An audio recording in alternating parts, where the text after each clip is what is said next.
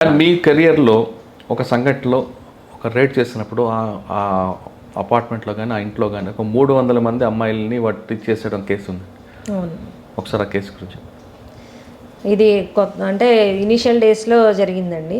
యాక్చువల్గా మనకి ఒక 3 కంప్లైంట్స్ వచ్చినాయి. మా పేరెంట్స్ 300 మందిని వాడు ఇబ్బంది పెట్టాడు. 3 కంప్లైంట్స్ వస్తే ఫోన్లో రకరకాలుగా హెరాస్ చేస్తున్నారంటే మనం తరోగా ఇన్వెస్టిగేట్ చేసాము. చేసినప్పుడు ఏంటంటే చాలా టెక్నికల్గా ఎక్కడ దొరకకుండా చేస్తున్నారనమాట. ఏంటి ఇది అని మేము ఛాలెంజ్గా తీసుకొని ఒక 2 టీమ్స్ కలిసి వర్క్ చేశారు. చేసినప్పుడు మొత్తం టెక్నికల్ హెల్ప్ అంతా తీసుకున్నాము.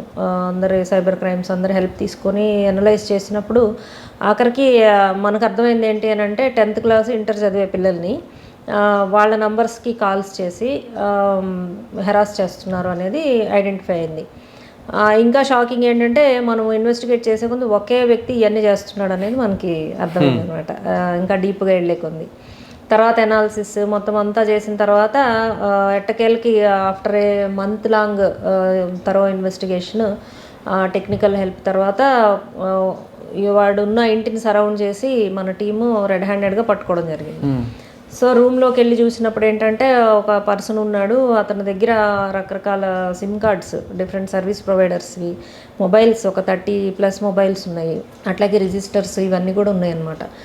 ఏంటిది, ఏం చేస్తాడు ఇతను, ఇదంతా వెరిఫై చేసినప్పుడు అతను ఏంటంటే బ్యాంకులో ఎంప్లాయీగా చేస్తున్నాడు. బ్యాంకులో ఎంప్లాయీగా చేసి దాని తర్వాత ఎఫ్సిఐలోనూ దేనిలోనూ మేనేజర్గా జాయిన్ అయ్యాడు అనమాట. మేము పట్టుకున్నప్పటికీ ఎఫ్సిఐలో చేస్తూ ఉన్నాడు. ఏంటి నువ్వేం చేస్తున్నావు అనేది చూస్తే మొబైల్స్లో డిఫరెంట్ సిమ్స్ వేసి డిఫరెంట్ టైమ్స్లో అమ్మాయిలకి కాల్ చేసి కెరీర్ గైడెన్స్ చేస్తాను, నేను మెటీరియల్ ఇస్తాను, ఇట్లా వాళ్ళని మాట్లాడి ల్యూర్ చేసి 10th ఇంటర్ పిల్లలు ఏంటంటే కొంచెం ఇన్నోసెంట్గా ఉంటారు. వాళ్ళకి ఏదో గైడెన్స్ చేస్తారు కదా అని మాట్లాడితే వాళ్ళని కంటిన్యూస్గా మాట్లాడి వాళ్ళని సెక్లూడెడ్ ప్లేస్కి పిలిపించుకోవడము, అక్కడ మాలిష్ చేయడము చేసేవాడు అనమాట.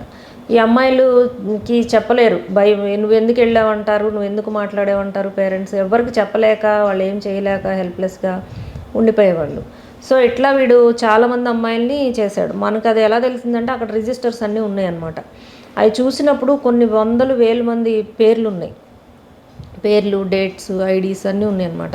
ఏంటిది అని అంటే దానిలో కొన్నేమో రెడ్ మార్క్ చేసి ఉన్నాయి, కొన్నేమో రౌండ్ ఆఫ్ చేసి ఉన్నాయి, కొన్నేమో రకరకాల స్టార్స్ పెట్టి ఇట్లా ఉన్నాయన్నమాట. ఏంటి దీని అర్థం ఏంటి, ఇవన్నీ సింబల్స్ ఏంటి అని అంటే రెడ్ అంటేనేమో వీడు ఫోన్ చేసినప్పుడు ఎవరైతే రెస్పాన్స్ సరిగా ఇవ్వకుండా పేరెంట్స్తో మాట్లాడించడం కానీ పాజిటివ్గా లేకపోతే అవి రెడ్గా పెట్టుకుంటున్నాడు, డేంజర్ అని. ఎవరైనా వార్న్ చేయడం కానీ ఇంకోసారి చేయొద్దు అని అన్న టైప్వి రెడ్గా పెట్టి మళ్ళీ కాల్ చేయడం. రౌండ్ ఆఫ్ చేసినవి ఏంటంటే ఆల్రెడీ వీడు మాట్లాడి ల్యూర్ చేసి వీడి దగ్గర పిలిపించుకున్న పిల్లలు అనమాట. ఇంకా ప్రజెంట్ యాక్టివ్గా ఉన్నవి మళ్ళీ స్టార్స్ పెట్టుకొని ఇట్లా రకరకాల సింబల్స్ తోటి వాడు మెయింటైన్. నెంబర్స్ ఎక్కడ చూస్తున్నాడు వాడికి? వీడు ఏం చేస్తున్నాడంటే మన వెబ్సైట్స్ నుంచి పిల్లలు స్కూల్స్లో కాలేజెస్లో రిజిస్టర్ చేసుకుంటారు కదా, వాళ్ళ ప్రొఫైల్స్ నుంచి నంబర్స్ డౌన్లోడ్ చేసుకొని ఆ websites college are school websites నుంచి ఆ నంబర్స్ అన్నీ తీసుకొని పేరెంట్స్వి తర్వాత పిల్లలవి ఈ నంబర్స్ తీసుకొని కాంటాక్ట్ చేస్తున్నాడు అనమాట. అంటే రోజంతా ఇదే పనిలో ఉంటాడా? అంటే వాడు మోస్ట్లీ అదే ఉన్నాడండి, పర్వర్టెడ్గా ఉన్నాడు. యాక్చువల్గా 30 years ఉంటాయి వాడికి. అదే పనిలో ఉన్నాడు.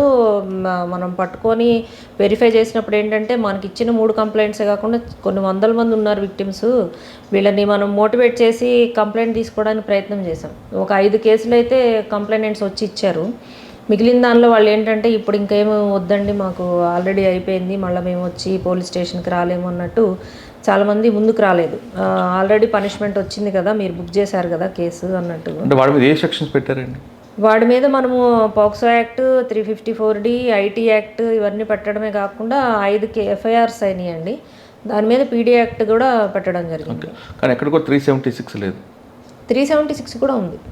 376 పోక్సో, 354D అంటే 5 కేసెస్ ఉన్నాయి. ఆ సిచ్యువేషన్ బట్టి అమ్మాయిలు ఇచ్చిన కంప్లైంట్ని బట్టి ఒక్కో కేసు బుక్ చేసి పీడీది కూడా పెట్టడం. వాటి కన్విక్షన్ వచ్చిందండి, ట్రయల్ నడుస్తుంది. ట్రయల్ కన్విక్షన్ వచ్చినట్టుందండి, కన్విక్షన్ వచ్చినట్టుంది.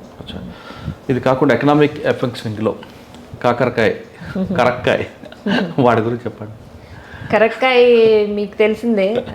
కరెక్ట్గా నాకు తెలిసిన కేసు తెలియదు. కేసు కరక్కాయతో కూడా ఇట్లా చేస్తారా అని మనం అనుకుంటాము. కరక్కాయని కూడా ఒక ఆబ్జెక్ట్గా పెట్టుకొని చీట్ చేస్తారా అని అనుకుంటారు ఎవరైనా. కరక్కాయ కేసు అది. సో వాళ్ళు ఏంటంటే కరక్కాయనే ఒక దీనిగా తీసుకొని ప్రాఫిట్ దీనిగా ఆబ్జెక్ట్గా తీసుకొని ఈ కరక్కాయలు కొనుక్కొని 1 కేజీ పౌడర్ చేసిస్తే మీకు 1000 రూపీస్ కమిషన్ ఇస్తామన్నట్టు ఫ్లోట్ చేశారు. ఆ పౌడర్ ఏం చేస్తారండి? వాడికే తెలియాలి అదేం చేస్తాడనేది. గోడౌన్లో పెట్టుకున్నాడు. సో అది స్కీమ్ అనమాట. అది నిజంగా ఏదైనా చేసేదైతే ఇవన్నీ జరిగే కేసే అయ్యేది కాదు. సో జెన్యున్ కాదు కాబట్టి అవన్నీ సీజ్ చేసాం మనం. కరక్కాయలు అట్లా అమ్మడము, పౌడర్ చేస్తే తీసుకొని కమిషన్ ఇవ్వడం, ఇట్లా చేసి మీరు ఇంకా ఫ్రాంచైజీ కొనుక్కుంటే 1 lakh పెట్టి మీకు ఇంకా కమిషన్ వస్తుంది, ఇంకా డిస్కౌంట్ అని అలా నమ్మించి మోసం చేశారు. మేడం, నమ్మించడం మోసం చేయడం అనేది వాడి వృత్తి. వీళ్ళు నమ్మడం అనేది వీళ్ళు తప్పు ఉంది కదా. అవును. అంటే వీళ్ళ అమాయకత్వమా అత్యాస అనుకోవాలా? 2 అనుకోవాలండి. పేదరికంలో ఉన్నప్పుడు ఏంటంటే వస్తుందేమో, కొంత డబ్బులు వస్తే బాగానే నిజమై ఉండొచ్చేమో అన్నట్టు నమ్ముతారు కొంతమంది. సరే, పేదరికంలో చదువుకునే వాళ్ళు నమ్మారు అంటే ఒక అర్థం ఉందండి. ఇప్పుడు మీరు చెప్పిన కరక్కాయ కేసులో అందరూ చదువుకున్న వాళ్ళు, డబ్బున్న వాళ్ళే ఉన్నారు కదా. అది వచ్చేసే మీరు అన్నట్టు. డబ్బున్న వాళ్ళు ఇంకా కావాలి అంటే దానిలో అసలు ఎట్లా ఇస్తాడు అనేది ఆలోచించాలి.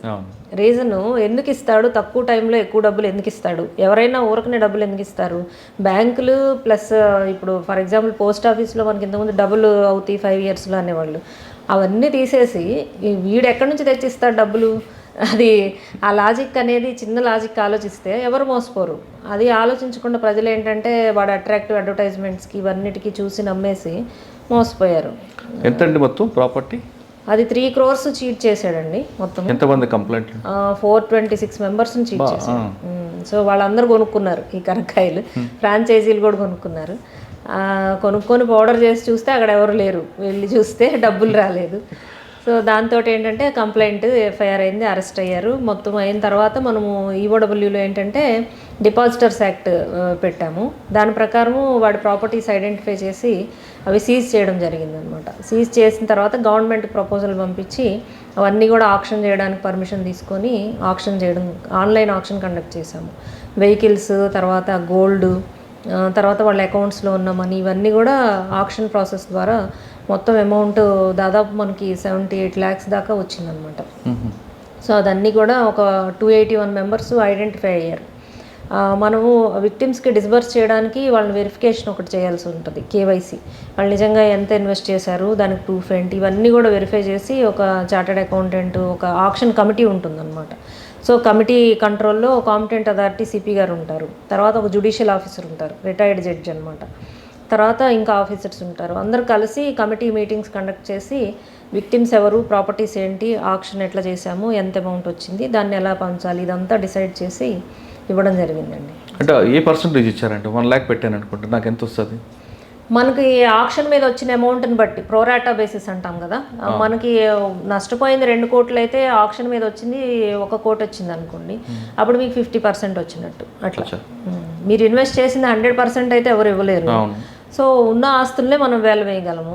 సో దానిలో వీళ్ళు ఎంత ఇవ్వగలరు, 1 లక్ష రూపాయలు పెట్టిన వాడికి ఒక 25,000 అట్లా వచ్చింది. ఓకే, అట్లా మీరు అదేనిచ్చారు, కానీ వాళ్ళు వెర్షన్ వేరేగా ఉంటుంది. మేము 1 లక్ష పెట్టాము, మాకు 5 లక్షలు ఇస్తా అన్నాడు కాబట్టి అది కూడా రావాలంటే అది వాళ్ళు చీట్ చేసినప్పుడు ఫ్లోట్ చేసిన స్కీమ్, అది మనం చేయలేం కదా. అసలు 1 లక్ష పెట్టి మోసపోయినందుకు కనీసం 25,000 వచ్చినాయి అనేది వాళ్ళు చూసుకోవాలి. మీ యాక్సెప్ట్లో మీ లైన్లో కరెక్ట్ అయ్యింది, కానీ బాధితులు అలాగ ఆలోచించారు కదా. బాధితులు అసలు డబ్బులు వస్తాయని కూడా ఆలోచించలేదు. ఇక మోసపోయాము, అది పోయిందని మర్చిపోయారు చాలామంది. మనం కాంటాక్ట్ చేసినప్పుడు కొంతమంది ముందుకు కూడా రాలేదు. మేము పెట్టాము, అయిపోయిందిలేండి, అదేమి రాదు, మనం ఇస్తామంటే నమ్మలేదు చాలామంది. ఎట్లా కూడా జరుగుతుందా అంటే మోసపోయిన డబ్బులు మళ్ళీ పోలీసులు తిరిగిస్తారా అని క్వశ్చన్స్ కూడా వచ్చినాయి అనమాట.